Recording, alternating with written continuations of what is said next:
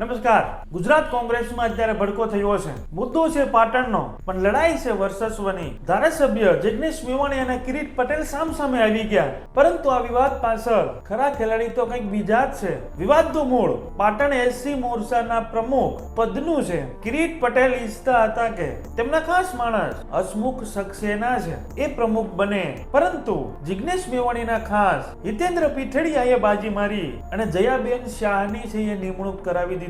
બસ અહીંથી ખેલ શરૂ થાય છે અને મેવાણીએ જાહેરમાં હુંકાર ભર્યો. હિતેન્દ્ર પીઠડિયાને અડવાની કોની હિંમત છે? તારા જેવા ફૂદાનું ચણિયું નહીં આવે.